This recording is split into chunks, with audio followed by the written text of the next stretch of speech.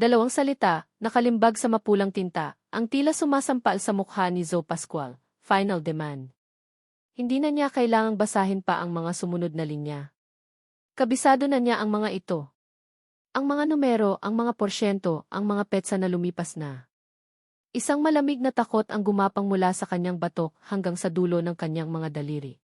Napahawak siya ng mahigpit sa gilid ng kanyang mumurahing lamesa, ang mga kuko ay halos bumaon sa peking kahoy. Sa tabi ng sulat na iyon ay isang maliit na picture frame. Dalawang taong nakangiti. Siya at si Marco. Ang lalaking nangako sa kanya ng mundo, pero ang tanging ibinigay ay isang mundong gawa sa mga utang at kasinungalingan. Isang investment lang, mahal. Para sa future natin. Paulit-ulit na tumatakbo sa isip niya ang mga salitang iyon. Ang matatamis na salita na naging lason. Ang lahat ng kanyang ipon, ang perang pinaghirapan niya sa loob ng 5 taon bilang isang private investigator, naglahong parang bula. At ang natira ay itong sulat na kulay pula. Isang paalala ng kanyang katangahan. Napatayo siya at naglakad-lakad sa loob ng kanyang maliit na opisina na nagsisilbi na ring kanyang apartment. Isang hakbang, 2 hakbang, pader na agad ang kanyang nababangga. Ganoon kasikip. Kasing sikip ng kanyang dibdib. Kailangan niya ng pera. Hindi, mali. Kailangan niya ng milagro. At tila dininig ng isang mapaglarong tadhana ang kanyang panalangin. Tumunog ang kanyang cellphone. Isang unknown number. Sa normal na araw, hindi niya ito sasagutin. Ngunit ngayon, kahit anong pag-asa ay kanyang kapitan. Hello, sagot niya, sinisikap na gawing propesyonal ang kanyang boses. Zoe Pascual, tanong ng isang boses sa kabilang linya. Boses ng isang matandang lalaki. Medyo paos, ngunit may bigat at otoridad. Speaking. Sino po sila? Hindi na mahalaga kung sino ako. Ang mahalaga ay ang alok ko sa iyo, diretsong sabi ng lalaki. Narinig ko na isa ka sa pinakamagaling kahit na maliit lang ang iyong operasyon. Kailangan kong mahanap ang isang bagay. Isang kwintas. Napataas ang kilay ni Zoe. Isang nawawalang kwintas. Iyon lang. Anong klaseng kwintas, sir? Isang kwintas na may pendant na hugis araw na may maliit na diamante sa gitna. Gawa sa purong ginto paglalarawan ng lalaki. Nawala ito sa isang coffee shop sa Makati 2 araw na ang nakalipas. Simple lang ang trabaho, Gilles Pascual. Hanapin mo ito. Huwag kang magtatanong. Huwag kang magsasabi kahit kanino. Kapag nakuha mo ito, tatawagan kita ulit para sa instructions kung saan mo ay de-deliver. Napangisi si Zoe. Mukhang madali nga. Okay, sir. Tungkol naman sa bayad. 500,000 piso. Halos mabitawan ni Zoe ang kanyang cellphone. 500,000. Para sa isang kwintas? Masyadong malaki. Masyadong maganda para maging totoo. Agad na bumalik ang kanyang pagiging suspetyosa. Sir, mukhang sobra naman po ata ang halagang iyan para lang sa isang kwintas. Narinig niya ang isang mahinang pagtawa mula sa kabilang linya. Ang halaga ng isang bagay ay hindi laging nasusukat sa material na anyo nito, Gilles Pascual. Sentimental value. Napakahalaga nito sa pamilya namin. Isipin mo na lang na iyon ang bayad para sa iyong serbisyo at sa iyong pananahimik. Tatanggapin mo ba o hindi? 500,000 piso. Mababayaran niya ang halos kalahati ng kanyang utang. Makakahinga siya kahit paano. Wala siyang karapatang tumanggi. Tinatanggap ko po, mabilis niyang sagot, bago pa magbago ang isip ng kausap. Good. I-text ko sa iyo ang pangalan ng coffee shop at ang eksaktong oras kung kailan ito huling nakita. Inaasahan ko ang iyong mabilis na aksyon. At ibinaba na ng lalaki ang tawag. Ilang segundo pa, pumasok ang isang text message. The Daily Grind Cafe, Makati Avenue. Between 2 to 3 sa 2 days ago. Hindi na nagsayang ng oras si Zoe. Mabilis siyang nagbihis, isinukbit ang kanyang maliit na bag kung saan nakatago ang kanyang kamera at iba pang gamit at lumabas ng kanyang opisina. Ito na ang milagrong hinihintay niya. Kailangan niya lang itong sunggaban. Ang The Daily Grind Cafe ay isa sa mga lugar na karaniwang iniiwasan ni Zoe. Masyadong maliwanag, masyadong masaya. Ang mga tao ay nagtatawanan habang umiinom ng kape na nagkakahalaga ng isang buong araw na sahod niya. Umupo siya sa isang mesa sa gilid, kung saan tanaw niya ang buong lugar. Nagpanggap siyang nagbabasa ng menu habang palihim na inoobserbahan ang mga staff. Plano niya sanang kausapin ang barista nang may isang lalaking mabilis na naglakad papasok. Matangkad, balingkinitan ang katawan, at nakasuot ng simpleng puting t-shirt at maong. Ngunit may kakaiba sa tindig nito, isang klase ng kumpiyansa na hindi mo basta-basta makikita. Nakatuon ang kanyang atensyon sa cellphone, kaya hindi nito napansin si Zoe na biglang tumayo para lumipat ng pwesto. Nangyari ang lahat sa isang iglap. Nagkabanggaan sila. Natapon ang mainit na kapeng hawak ng lalaki sa puti nitong damit, lumilikha ng isang malaking mansa na kulay brown. Sorry. Nako, sorry, sir, agad na sabi ni Zoe, kumuha ng tissue mula sa kanyang bag. Itinaas ng lalaki ang kanyang tingin mula sa cellphone. At sa sandaling iyon, tila huminto ang pag-ingay ng buong coffee shop para kay Zoe. Ang mga mata nito, malamig pero matalim. Tila kaya nitong basahin ang pinakatatago mong sikreto. Hindi ito nagsalita.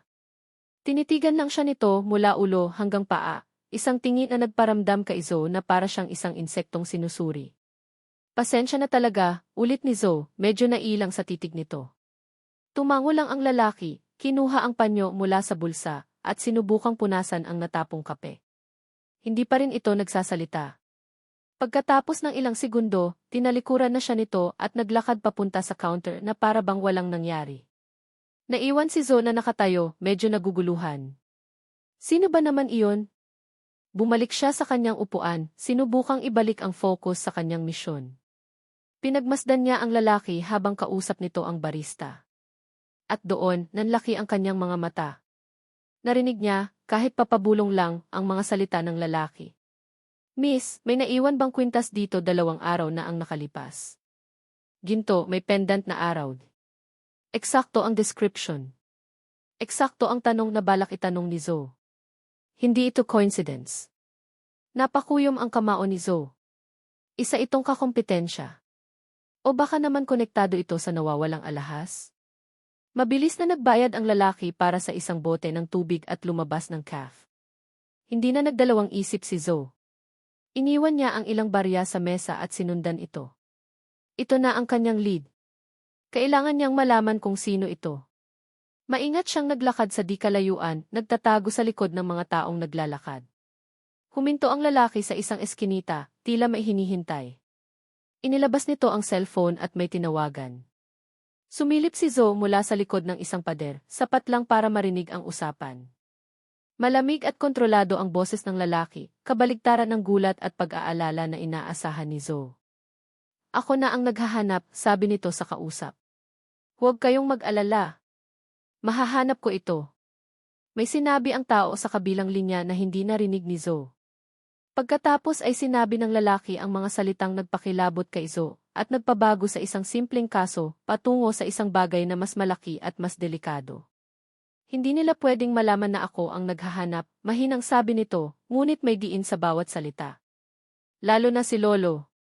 Natapos ang tawag, ngunit hindi gumalaw si Elizar.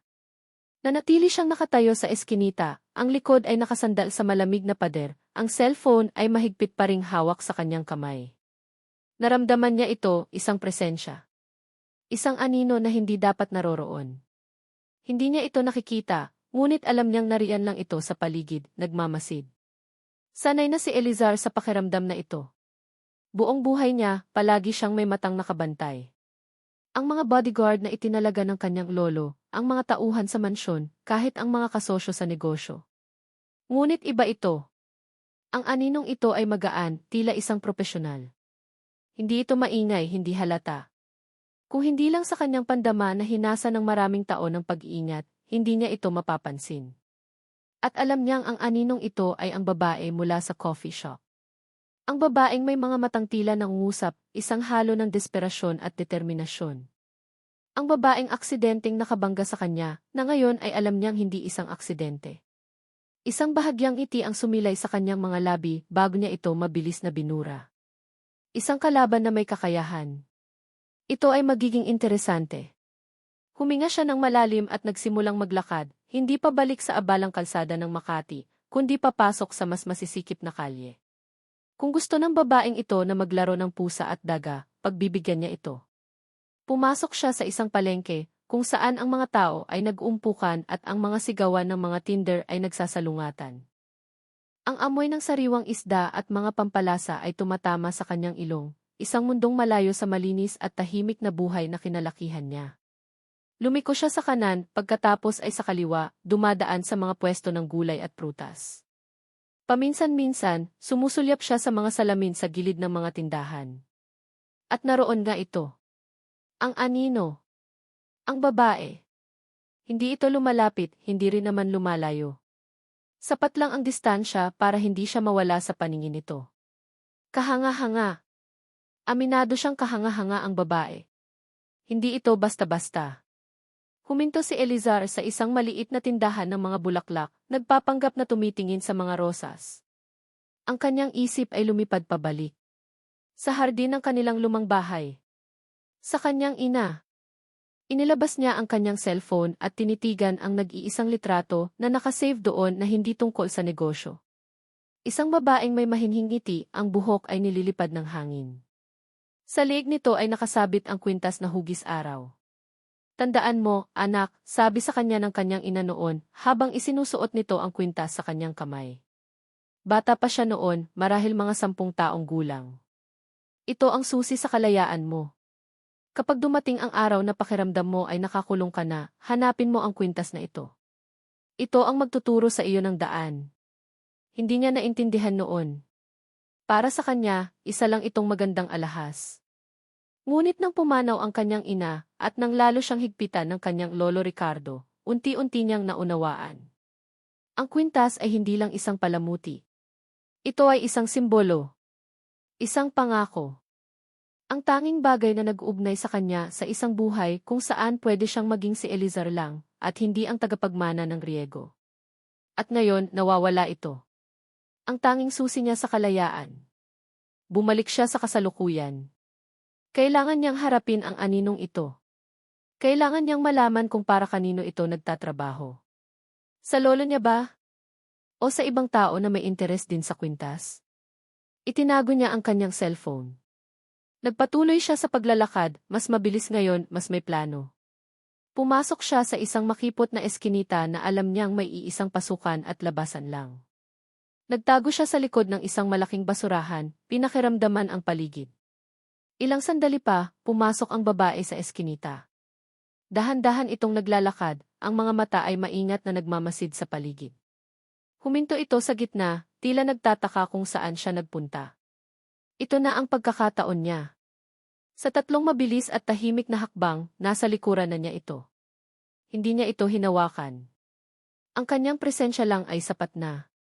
Bakit mo ako sinusundan, miss? Tanong ni Elizar. Ang boses niya ay mahinahon ngunit mailamig. Nakita niya kung paano nanigas ang mga balikat nito. Dahan-dahan itong lumingon at sa unang pagkakataon, nakita niya nang malapitan ang mukha nito nang walang pagkukunwari. May pagod sa mga mata nito, ngunit may apoy din isang apoy ng katigasan ng ulo. Hindi ito natakot. Bagkus, tila inasahan na nito ang komprontasyon. Nagulat si Elizar sa kawalan nito ng takot.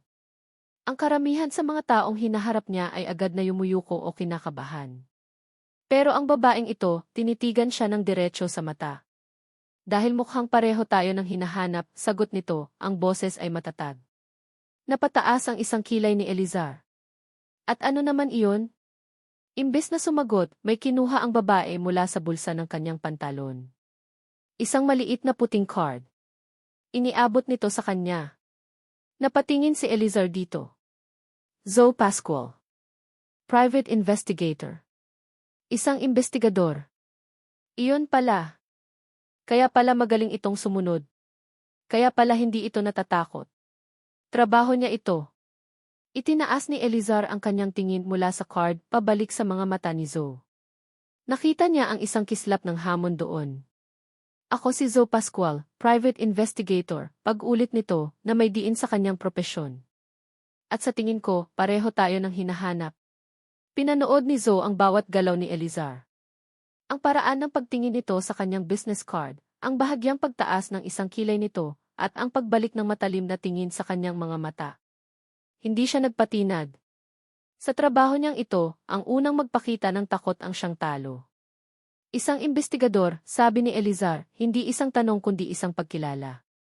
Binalik nito sa kanya ang card. Sino ang nag-hire sa iyo? Confidential, mabilis na sagot ni Zoe.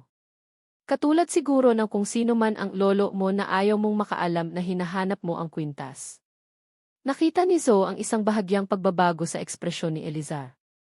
Isang kislap ng pagkagulat na agad din nitong itinago. Umisi si Zoe sa kanyang isip. Gotcha. Huminga ng malalim si Elizar. Hindi ito laro, Miss Pascual. Mapanganib ang pinasok mo. Lahat ng trabaho ko, mapanganib, balik ni Zoe.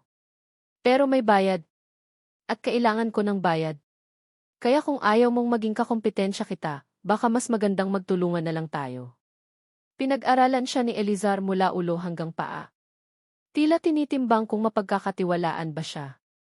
Alam ni Zoe na mukha siyang desperado, at totoo naman iyon, pero kailangan niyang ipakita na maihalaga siya. May nalaman ka na ba? Tanong ni Elizar. May lead ako sa isang antique dealer sa may eskolta, sabi ni Zoe. Narinig ko sa barista na may nag-alok daw ng ganoong klaseng kwintas sa kanya, pero tinanggihan niya. Itinuro niya ang posibleng bumili. Tumango si Elizar, tila kumbinsido. CJ, magtulungan tayo. Pero sa isang kondisyon. Ano iyon? Ako ang masusunod. Napatawa si Zoe ng mahina. Wow! Ang taas naman ng tingin mo sa sarili mo. Pasensya na, Jing Lolos boy, pero sa mundong ito, kung sino ang may impormasyon, siya ang may kapangyarihan. At sa ngayon, ako iyon. Kaya 50 tandang bawas 50 tayo. Partners. Muli, nakita ni Zoe ang bahagyang pagkagulat sa mga mata ni Elizar. Malinaw na hindi ito sanay na sinasagot-sagot. Pagkatapos ng ilang segundong pananahimik, tumango ito. Fine. Partners. Ganoon nagsimula ang kanilang kakaibang pagsasama. Magkasama silang sumakay ng taxi papuntang eskolta. Walang nagsasalita sa loob ng sasakyan. Pinapanood ni Zoe ang mga gusali ng Maynila na kanilang dinadaanan, habang si Elizar naman ay tahimik na nakatingin sa labas ng bintana, malalim ang iniisip. Hindi maiwasan ni Zoe na mapaisip kung ano ang kwento ng lalaking ito. Halata sa pananamit at kilos nito na hindi ito ordinaryong tao, kahit pa simple lang ang suot nito. May bigat sa kanyang presensya, isang bigat na dulot ng yaman o kapangyarihan. O marahil ng mga problema. Ang antique shop ay nakatago sa isang luma at medyo madilim na gusali. Pagpasok nila, ang amoy ng lumang kahoy at alikabok ang sumalubong sa kanila. Isang matabang lalaki na may makapal na bigote ang nagbabasa ng dyaryo sa likod ng isang salaming eskaparate. Magandang hapon po, bati ni Zoe, gamit ang kanyang pinaka-charming na ngiti. Kami po yung tumawag kanina. Tungkol sa isang kwintas. Biglang lumingon si Elizar sa kanya, nagtataka. Hindi naman tumawag si Zoe. Mumiti lang si Zoe pabalik, isang senyas na sumakay ka na lang. Itinaas ng lalaki ang kanyang tingin. Ah, kayo ba yung mag-asawa? Nagkatinginan sina Zoe at Elizar. Bago pa makapag-react si Elizar, mabilis na kumapit si Zoe sa braso nito. Opo, kami nga po. Anniversary gift ko po sana sa asawa ko.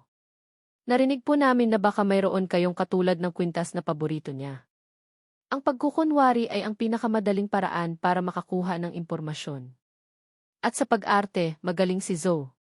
Naramdaman niya ang paninigas ng braso ni Elizar, pero hindi ito umimik. Pinagmasdan sila ng dealer pagkatapos ay ngumiti. Halikayo. Dinala sila nito sa isang kwarto sa likod. Puno ito ng mga lumang gamit, mga painting at mga alahas. May kinuha itong isang maliit na kahon na gawa sa kahoy. Ito ba? Tanong ng dealer. Ngunit bago pa mabuksan ang kahon, biglang may dalawang lalaking nakaitim na pumasok sa shop.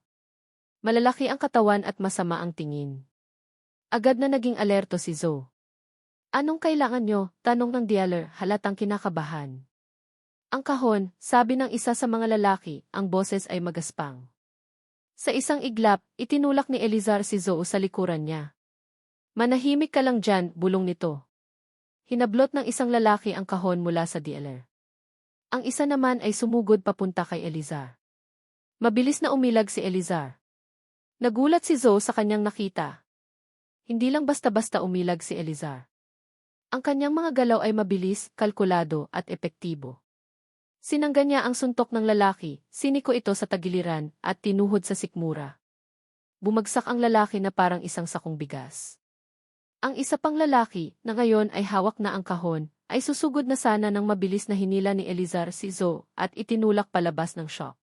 Takbo, sigaw ni Elizar. Hindi na nag-atubili si Zoe.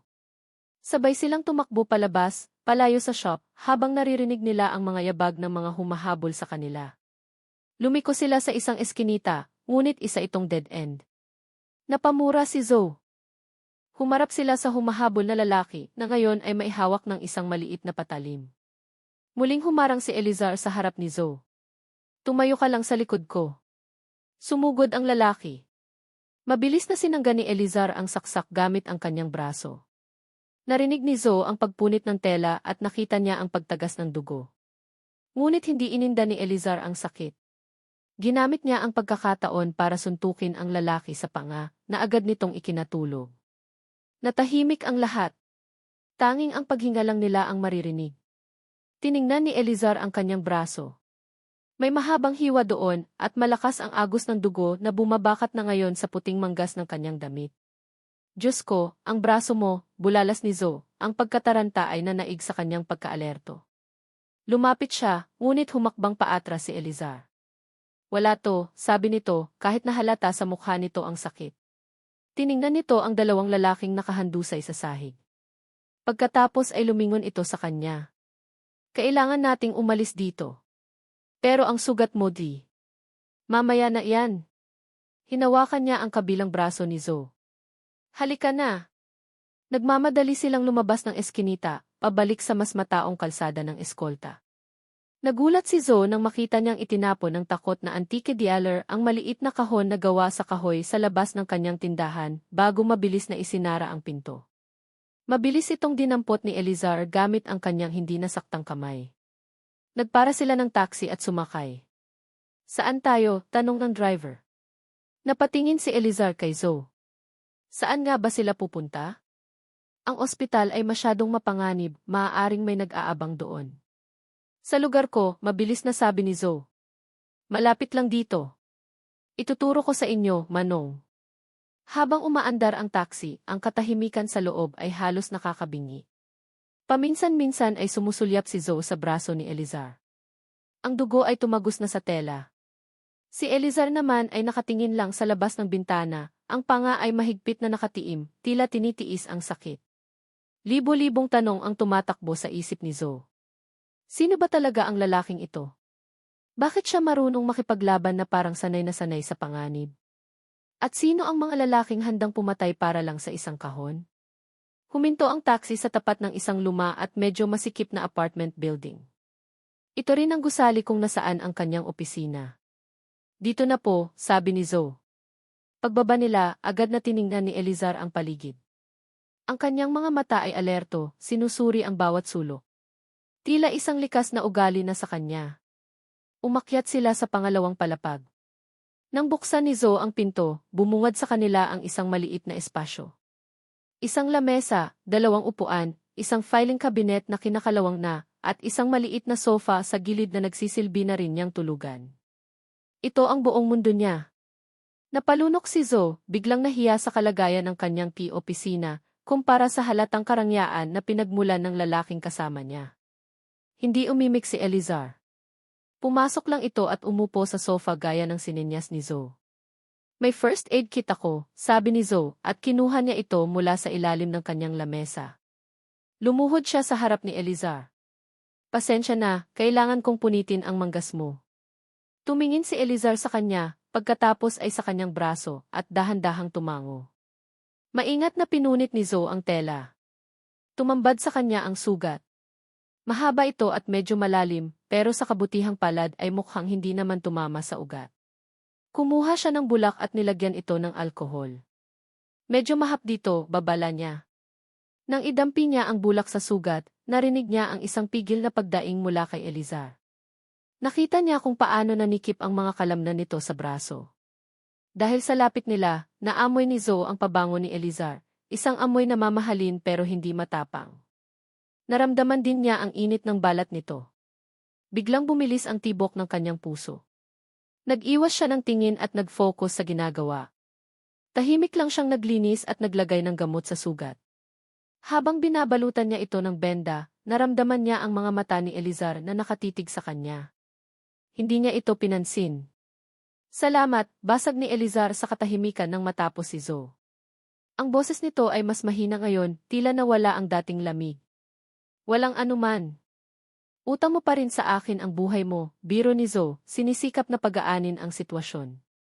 Isang bahagyang ngiti ang sumilay sa mga labi ni Elizar, ngunit mabilis din itong nawala.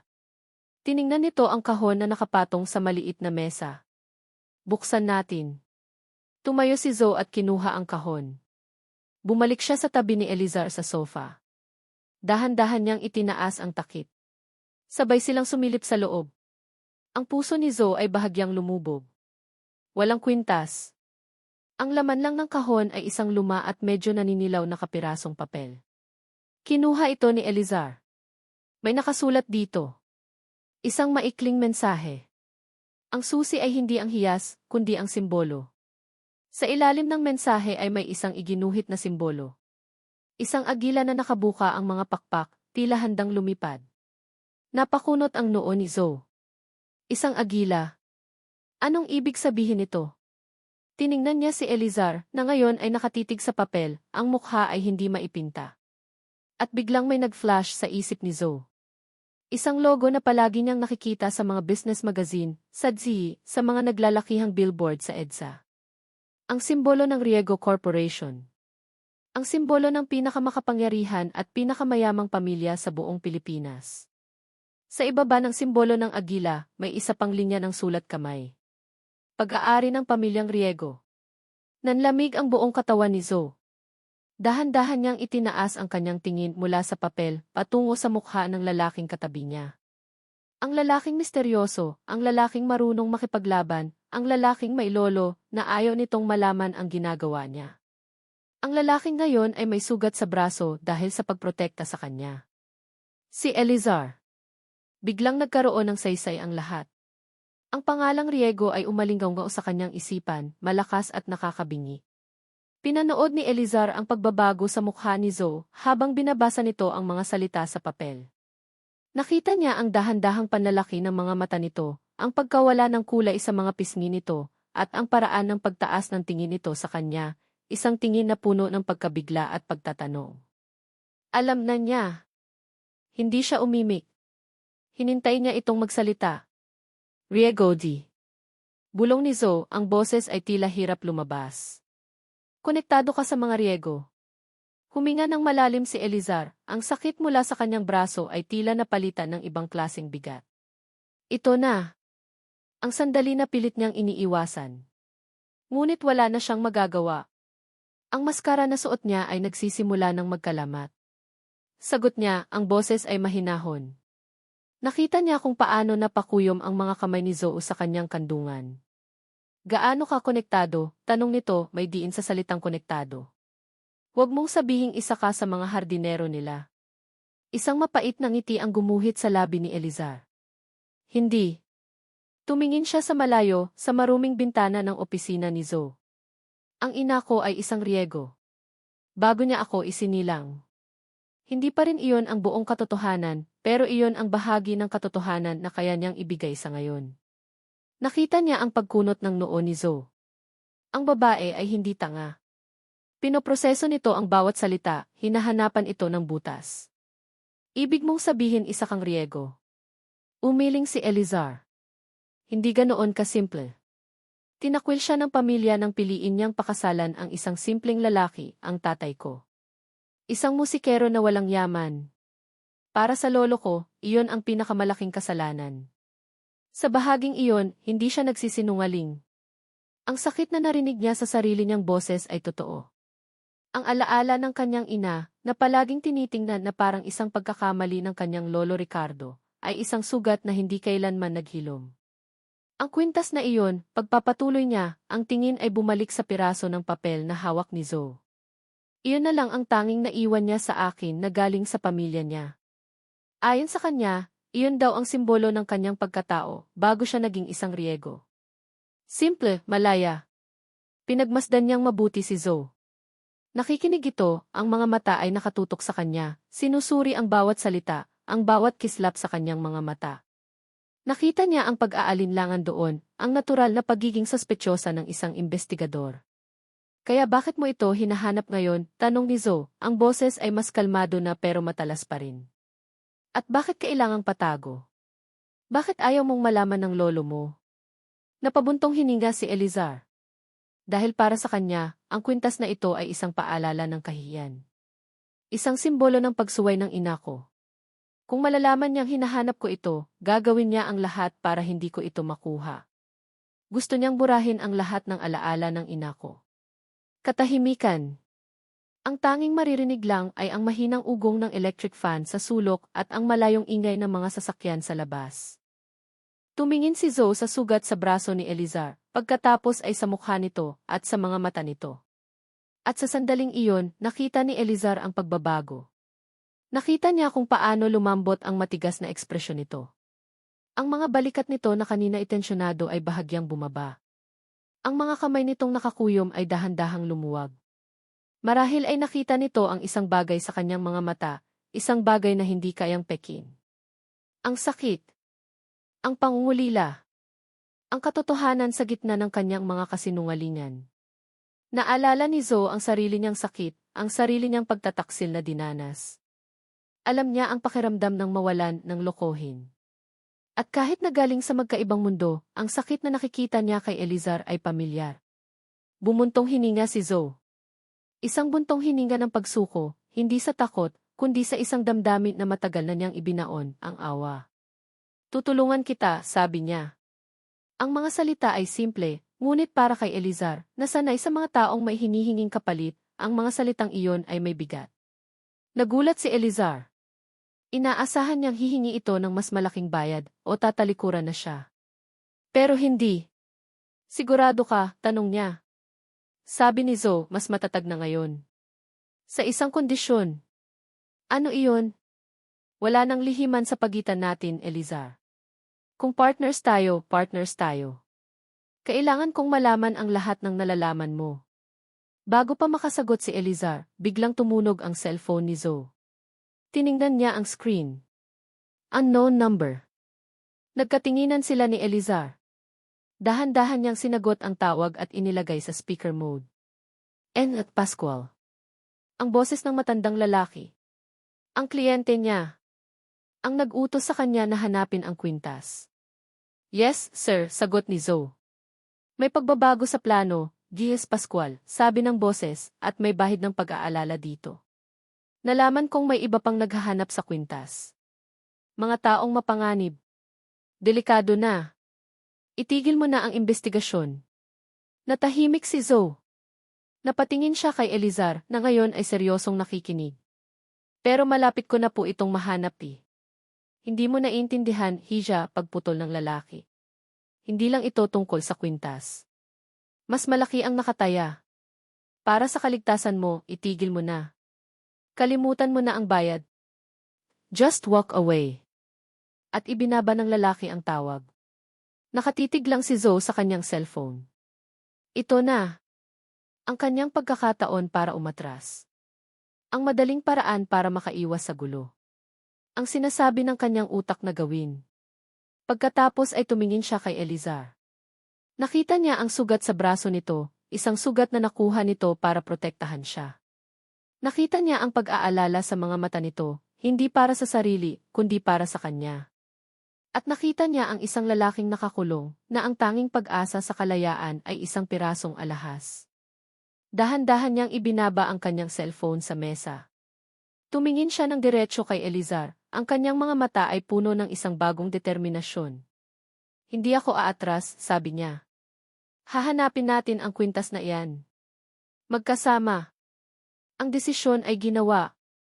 Sa sandaling sinabi ni Zoe ang mga salitang hindi ako aatras, naramdaman niya ang isang bigat na nawala sa kanyang dibdib, na agad namang napalitan ng kaba. Ano ba itong pinasok niya? Isang misteryosong kliyente na ngayon ay pinapaatras siya, isang lalaking konektado sa pinakamakapangyarihang pamilya sa bansa, at mga armadong tao na handang pumatay para sa isang pirasong papel. Napabuntong hininga siya. Ang buhay niya ay hindi na kailanman magiging simple. Kailangan nating alamin kung saan nakatira ang ina mo noon, sabi ni Zoe, bumabalik sa pagiging investigador. Ang sabi sa papel, ang susi ay hindi ang hiyas, kundi ang simbolo. Baka mayroon doong clue tungkol sa ibig sabihin ng agila. Tumango si Elizar. May isang lugar. Isang maliit na bayan sa tabi ng dagat sa Batangas. Doon siya lumaki bago siya dinala sa Maynila ng mga Riego. Kinabukasan, bago pa sumikat ang araw, lulan na sila ng isang luma, ngunit matatag na kotse na pag-aari ni Zoe. Siya ang nagmamaneho. Si Elizar, na nakasuot ng malinis na damit na ipinahiram ni Zoe mula sa mga naiwang gamit ng kanyang ama, ay tahimik na nakaupo sa passenger seat, ang braso ay maayos ng nabendahan. Habang papalayo sila sa magulong syudad ng Maynila, unti-unting napapalitan ng mga lunti ang bukirin at mga puno ang tanawin. Ang hangin ay nagsimulang gumaan. Naramdaman ni Zoe ang dahan-dahang pagluwag ng kanyang mga balikat. Binuksan niya ang radyo. Isang lumang kanta mula sa 70 ang tumutugtog. Napangiti si Zoe. Paborito to ng tatay ko, sabi niya, sinisira ang katahimikan. Sumulyap si Elizar sa kanya. Magaling kang magmaneho. Dapat lang. Kung hindi, baka hindi ko na mahabol ang mga asawa ng kliyente ko na may mga kalaguyo, biro niya. Isang mahinang tawa ang kumawala kay Elizar. Isang tunay na tawa. Nagulat si Zoe. Ito ang unang pagkakataon na narinig niya itong tumawa.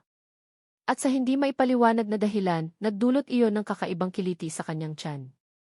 Ang tawa nito ay nagpabago sa anyo ng kanyang mukha, ang lamig sa mga mata nito ay panandali ang nawala, napalitan ng init. Nagsimula silang magkwentuhan. Mga bagay na simple at walang kinalaman sa kwintas o sa mga Riego. Nalaman ni Zoe na mahilig pala ito sa mga lumang pelikula at sa maanghang na pagkain. Nalaman naman ni Elizar na pangarap pala ni Zoe na magkaroon ng sarili niyang maliit na coffee shop, isang lugar na tahimik at payapa, malayo sa mga gulo ng kanyang trabaho. Sa bawat kwento, unti-unting nagiging tao si Elizar sa paningin ni Zoe.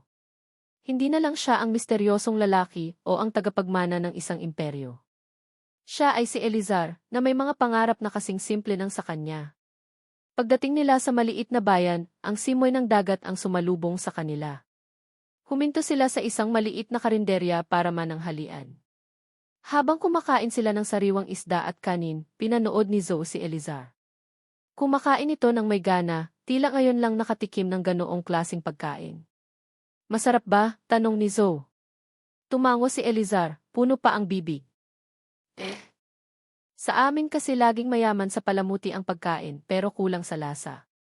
Pagkatapos kumain, naglakad-lakad sila sa dalampasigan. Ang araw ay pababa na at ang langit ay nag-aagaw sa kulay kahel at lila. Hinubad ni Zoe ang kanyang sapatos at nilaro ng kanyang mga paa ang buhangin. Sumunod naman si Elizar. Huminto sila sa ilalim ng isang malaking puno ng niyog. Sumandal si Elizar sa puno, habang si Zoe naman ay umupo sa buhangin, nakatingin sa dagat. Ito ang unang beses na nakaramdam ako ng ganito sa loob ng mahabang panahon, sabi ni Elizar, ang boses ay mahina. Lumingon si Zoe sa kanya. Anong pakiramdam? Payapa, sagot nito. Pakiramdam ko humihinga ako. Walang nakabantay. Walang inaasahan sa akin. Ako lang. Tinitigan ni Zoe ang mukha nito. Ang hangin ay marahang hinahaplos ang buhok nito. Sa liwanag ng papalubog na araw, ang mga mata nitong kadalasan ay malamig ay tila nagkaroon ng apoy. Isang apoy ng kalungkutan at ng pag-asa. Hindi niya napigilan ang sarili. Inabot niya ang kanyang kamay at hinawi ang ilang hibla ng buhok na tumatakip sa mukha nito. Naramdaman niya ang bahagyang panginginig ni Elizar sa kanyang pagdampi. Nagkatitigan sila. Ang ingay ng alon ang tanging maririnig. Ang mundo sa paligid nila ay tila nawala. Dahan-dahan, yumuko si Elizar. Ang kanyang mukha ay palapit ng palapit sa kanya. Nakikita ni Zoe ang kanyang sarili sa mga mata nito. Hindi siya umiwas. Hinintay niya. At sa ilalim ng puno, sa tabi ng dagat, sa huling sinag ng araw, ang kanilang mga labi ay nagtagpo. Isang halik na malambot at puno ng mga damdaming hindi masabi. Hindi ito isang halik ng pagnanasa, kundi isang halik ng pag-unawa, ng koneksyon. Isang sandali ng katahimikan sa gitna ng unos na kanilang kinakaharap. Nang maghiwalay ang kanilang mga labi, nanatili silang magkalapit, ang kanilang mga noo ay magkadikit. Pareho silang humihinga ng malalim. Biglang may tumawag mula sa di kalayuan. Elizar! Ikaw ba yan, iho? Napalingon sila. Isang matandang madre, nakasuot ng puting abito, ang papalapit sa kanila mula sa direksyon ng isang maliit na simbahan sa gilid ng dalampasigan. Umiti ito nang makilala si Elizar. Alam ko kung nasaan ang kwintas ng iyong ina, sabi ng madre nang makalapit ito. Ang ngiti nito ay biglang napalitan ng seryosong ekspresyon. Ngunit may babala siyang iniwan para sa iyo. Huwag na huwag kang magtitiwala sa iyong lolo, si Don Ricardo. Ang mga salita ng madre, si Sister Agnes, ay tila isang malamig na hangin na biglang humampas kay Elizar, winawasak ang payapang sandali na kapiling niya si Zoe. Don Ricardo. Ang pangalan ng kanyang lolo ay palaging may dalang panganib. Sister Agnes, bati ni Elizar, sinusubukang itago ang gulat sa kanyang boses. Lumayo siya ng bahagya kay Zoe, isang kilos na agad niyang pinagsisihan nang makita ang bahagyang pagbabago sa ekspresyon ng dalaga. Paano niyo po nalaman? Ang iyong ina, sagot ng madre, ang mga mata nito ay puno ng pag-aalala. Bago siya bumalik sa Maynila sa huling pagkakataon, iniwan niya sa akin ang isang bagay. Sinabi niya na kung sakaling hanapin mo ito balang araw, ibigay ko sa iyo. At sinabi rin niya ang babalang iyon. Dinala sila ni Sister Agnes sa loob ng maliit at tahimik na simbahan. Ang amoy ng kandila at lumang kahoy ay sumalubong sa kanila. Mula sa isang maliit na kahon sa ilalim ng altar, kinuha ng madre ang isang luma at kinakalawang na susi. Ito ang susi sa isang safety deposit box sa isang bangko sa Maynila, paliwanag ni Sister Agnes. Naroon ang kwintas. At naroon din ang lahat ng kailangan mo para maging malaya. Hawak ni Elizar ang susi. Mabigat ito. Hindi lang dahil gawa ito sa metal, kundi dahil sa bigat ng kahulugan nito. Ang susi sa kanyang kalayaan. Tumingin siya kay Zoe. Nakita niya ang pag-asa sa mga mata nito, isang pag-asa na para na rin sa kanya. Sa sandaling iyon, naramdaman ni Elizar na hindi na siya nag-iisa sa laban na ito. Nagpasalamat sila sa madre at mabilis na bumalik sa kotse. Habang nagmamaneho pabalik ng Maynila, ang katahimikan ay puno ng tensyon at pananabik. Ang sagot sa lahat ay nasa dulo na ng kanilang mga daliri. Anong sa tingin mo ang laman ng box bukod sa kwintas? Tanong ni Zoe. Hindi ko alam, sagot ni Elizar, ngunit sa kanyang puso, umaasa siya. Umaasa siyang ang laman nito ay isang bagay na magbibigay sa kanya ng lakas para tuluyan ng kumawala sa haula na gawa ng kanyang lolo. Pagdating nila sa Maynila kinaumagahan, dumiretso sila sa bangko na nakasulat sa isang maliit na papel na kasama ng susi. Isang luma at hindi gaanong kilalang bangko sa Binondo. Habang naglalakad sila papasok, hindi maalis ang kaba sa dibdib ni Elizar. Ito na. Ngunit pagpasok pa lang nila sa pinto, alam na niyang may mali. Dalawang lalaking nakasuot ng itim na suit ang nakatayo malapit sa entrance. Hindi sila ordinaryong kliyente. Ang kanilang tindig, ang paraan nila ng pagmamasid sa paligid, sila ay mga bantay. Mga bantay ng kanyang lolo. At sa gitna ng lobby, nakatayo ang isang pamilyar na mukha. Si Henry Ortiz, ang kanang kamay at hepe ng seguridad ni Don Ricardo. Napatigil si Elizar. Hinawakan niya ang kamay ni Zoe para pigilan ito sa paglakad. Anong problema? Tanong ni Zoe, hindi pa napapansin ang panganib. Ngumiti si Henry Ortiz nang makita sila, isang iting walang init. Naglakad ito papalapit sa kanila. Ang mga kliyente at empleyado ng bangko ay tila hindi napapansin ang tensyon, o baka naman ay sanay na sa presensya ng mga makapangyarihang tao. Magandang umaga po, bati ni Henry Ortiz, ang kanyang mga mata ay nakatuon lamang kay Elizar. Pagkatapos ay yumuko ito ng bahagya. Sir Elizar, pinapauwi na po kayo ng lolo ninyo. Sa isang iglap, gumuho ang mundo ni Elizar. Sir! Elizar! Narinig niya ang boses ni Zoe sa kanyang tabi. isang bulong na puno ng pagkalito. Nang lumingon siya dito, nakita niya ang itsura na kinatatakutan niya. Ang tiwala sa mga mata nito ay dahan-dahang napapalitan ng pagdududa at pagkatapos ng sakit. Ang sakit ng isang taong naramdamang niloko siya. Ang maskara ay bumagsak. Ang lahat ng kanyang kasinungalingan, ang kanyang pagpapanggap bilang isang simpleng kamag-anak ng mga Riego, ay nawasak sa isang pangungusap. Siya si Sir Elizar, ang nag-iisang tagapagmana. Zo, magpapaliwanag ako. Simula niya, ngunit huli na ang lahat. Pakiusap, Sir Elizar, sumama na po kayo ng maayos, sabi ni Eng Ortiz. Ang boses ay magalang pa rin ngunit may bakal na determinasyon. Ayaw po naming gumawa ng eksena. Alam ni Elizar na wala siyang laban. Napapaligiran sila. Ang pagtakas ay imposible. Ang kanyang kalayaan, na abot kamay na sana, ay muling kinuha sa kanya. Ngunit bago pa man siya makakilos, biglang tumunog ang cellphone ni Zo. Ang ringtone nito ay tila isang alarma na pumunit sa tensyonadong katahimikan.